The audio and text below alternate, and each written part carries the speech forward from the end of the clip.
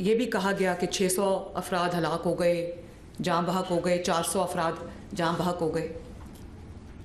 اور آپ دیکھیں کہ اڈیالہ میں بیٹھا ہوا شخص وہاں سے ٹویٹ کر رہا ہے عمران خان کہ 600 لوگ ہلاک ہو گئے. اور یہ وہ شخص تھا جس نے اپنے دور حکومت میں مساجد میں گھس کے گولیاں چلائی تھیں اور لوگوں کو مارا تھا، کیونکہ اپنی جماعت کمزور ہو گئی، اس نے دیکھ لیا کہ نظام چل پڑا، اس کی اہمیت ختم ہو گئی، وہ وہاں سے بیٹھ کے پھر مذہب کو استعمال کر رہے.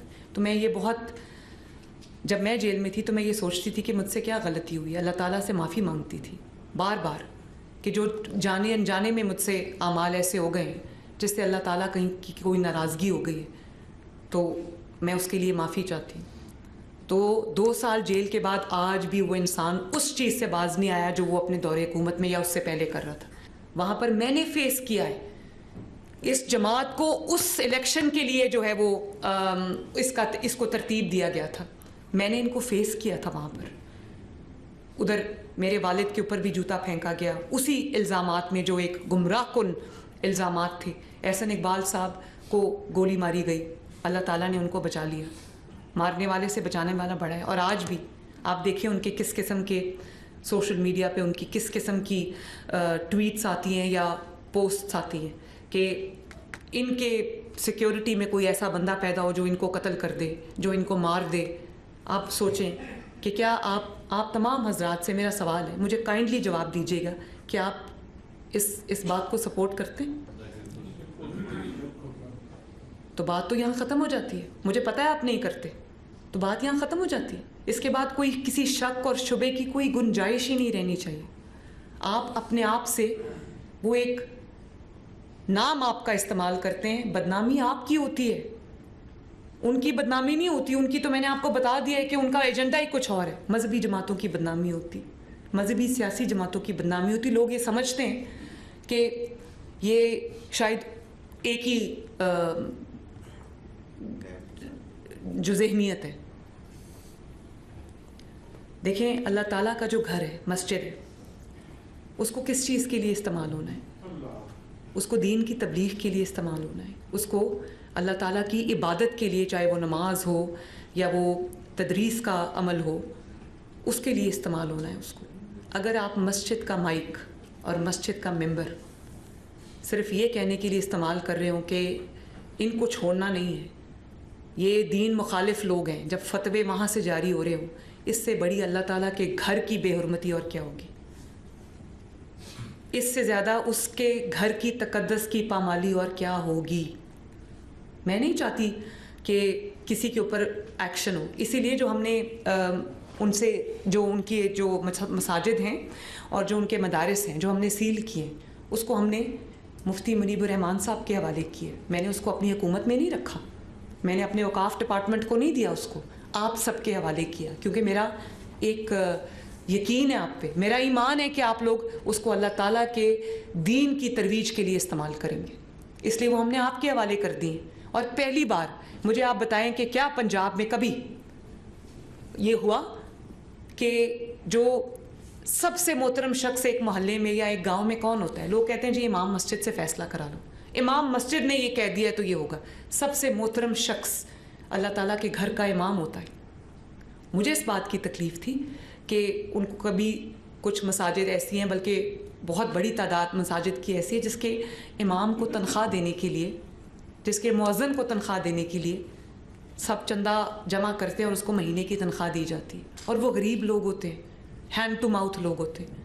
تو مجھے لگتا تھا کہ ان کی بے عزتی ہے یہ کہ ان کو چندہ جمع کر کے تو ان کو ایک تنخواہ دی جا رہی ہو. تو میں آپ سے پوچھنا چاہتی ہوں، کیا کبھی کسی نے یہ قدم اٹھایا کہ 65,000 جو مساجد ہیں ان کے جو ان کے امام حضرات ہیں ان کا وظیفہ مقرر کیا جائے؟ بے شک وہ وظیفہ ایک ناکافی اماؤنٹ ہے، زیادہ ہونا چاہیے، اس کو ہم زیادہ بھی کریں گے انشاءاللہ تعالیٰ، لیکن کم از کم اگر باقیوں کو راشن کارڈ مل رہے ہیں، باقیوں کو جو ان کی مالی معاونت دوسرے ڈپارٹمنٹ سے تعلق رکھنے والے لوگوں کی جا رہی ہے تو ان کی بھی ہونی چاہیے. میں نے اپنے والد کو کہا کہ ہم ان کو 15,000 روپیہ مہینہ دیا تو مجھے کہتے ہیں یہ تو بہت تھوڑا ہے، آپ کو اس کو 25,000 کرنا چاہیے. تو یہ ہم کرنے جا رہے ہیں. اس کی وجہ یہ ہے کہ ہم ان کو یہ احساس دلانا چاہتے ہیں کہ گورنمنٹ آپ کو اون کرتی ہے, کہ لوگوں کی جو چندہ ہے کرنا ہے اس کے لیے اس کے اوپر آپ کو ڈپینڈ نہ کرنا پڑے. لاؤڈ سپیکر کا جو ہے, آپ حضرات میرے ساتھ شاید مفتی صاحب کو کوئی, کیونکہ آپ کو پتہ ہے نا کہ جھوٹ بہت زیادہ پھیل جاتا ہے کہ اتنے قتل ہو گئے, اتنے لوگ جہاں بحق ہوئے تو ان کی لاش کہیں تو ہوگی نا, اتنے لوگ زخمی ہو گئے ان کا کوئی تو ہسپتال میں وہ گئے ہوں گے نا, کہیں تو ان کی مرہم پٹی ہو رہی ہوگی نا. 600 افراد ہلاک ہو گئے, 500 افراد ہلاک ہو گئے, اور وہ تعداد دن بدن بڑھتی جا رہی ہے.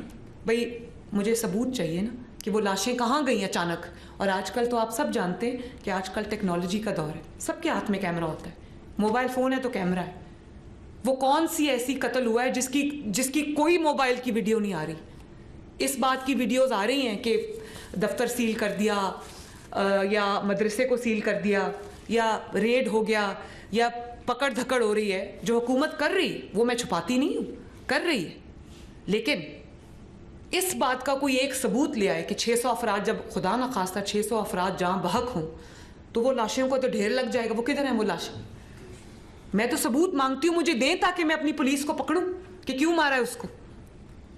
ویڈیوز اگر میرے پاس آ رہی ہیں تو اس چیز کی آ رہی ہیں کہ لبیک کے جو افراد تھے ان کے ہاتھ میں جو گنز تھیں, ان کے ہاتھ میں اسلحہ تھا اور انہوں نے پوائنٹ بلینک رینج سے گولی چلائی.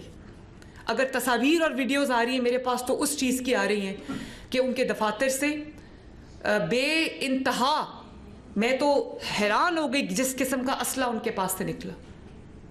اسلحہ اسلام کی ترویج کے لیے تو استعمال نہیں ہوتا. تو میں تو کہتی ہوں کہ مجھے دیں ثبوت, آخر وہ لوگ کہاں گئے, وہ لاشیں کہاں گئیں, وہ ڈیڈ باڈیز کدھر گئیں؟ میری ڈیڈ باڈی اگر آئی ہے, میرے کسی پولیس والے کی, تو دنیا نے دیکھی ہے, اس کا جنازہ دنیا نے پڑھا ہے.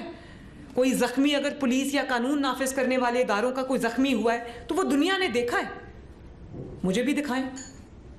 اور میں مفتی منیب الرحمان صاحب نے مجھے کہا کہ ایک دفعہ لسٹ آپ دوبارہ جاری کر دیں کہ کتنے لوگ زخمی ہوئے.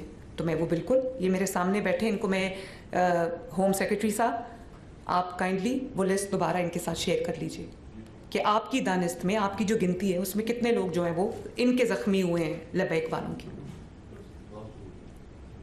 میں اس کے لیے تیار ہوں. لیکن اتنے قتل ہو گئے, سینکڑوں, درجنوں نہیں سینکڑوں قتل کا الزام لگ گیا, وہ لاشیں کدھر گئیں؟ 600 لاشیں تو خدا نہ خواستہ لاشوں کا پہاڑ بن سکتا ہے, اللہ تعالیٰ مجھے معاف کرے. لیکن ایسے نہج تک معاملات کو لایا کیوں جائے؟ ہم کوئی ایک دوسرے کے دشمن تو نہیں. اللہ تعالیٰ نے کہا ہے ہم بھائی ہیں, تو کبھی بھائی دوسرے بھائی کے خلاف ہتھیار اٹھاتا ہے, اس کو قتل کرتا ہے, اس کے بچوں کو یتیم کرتا ہے, اس کی بیوی کو بیوہ کرتا ہے, اس کے ماں باپ کو اولاد سے محروم کرتا ہے. آپ خود سوچ لیں کہ کتنے سخت احکامات ہیں اس کے بارے میں ہمارے دین کے. لاؤڈ سپیکر کی اگر میں بات کروں تو لاؤڈ سپیکر اذان کے لیے استعمال ہوتا ہے, لاؤڈ سپیکر خطبات کے لیے, جو جمعے کے خطبات ہوتے ہیں, عید کے خطبات ہوتے ہیں, اس کے لیے اناؤنس ہوتا ہے. اسٹینڈنگ انسٹرکشنز ہیں ان کو کہ جو مسجد اور اس کے منتظمین استعمال کر رہے ہیں لاؤڈ سپیکر کو اذان کے لیے, خطبات کے لیے, جو جمعے کا خطبہ ہوتا ہے, ان کو ہاتھ بھی نہیں لگانا. آج کی اس محفل میں کے بعد جو مذہبی جماعتیں ہیں وہ اپنے آپ کو اس ناسور سے علیحدہ کریں گی, اور جو لوگ ان کے جھانسے میں آ جاتے ہیں, جو عام عوام ان کے جھانسے میں آ جاتے ہیں, جو اس کو ایک مذہبی رنگ جو دیتے ہیں وہ اس کے جھانسے میں آ جاتے ہیں, آپ ان کو صحیح راستے پہ لانے کی کوشش کریں گے. اور میرے دست و بازو بن کے آپ پنجاب میں امن اور امان کے لیے اپنی کوششوں کو نہ صرف جاری اور ساری رکھیں گے بلکہ ان کو اور بھی تیز کر دیں گے.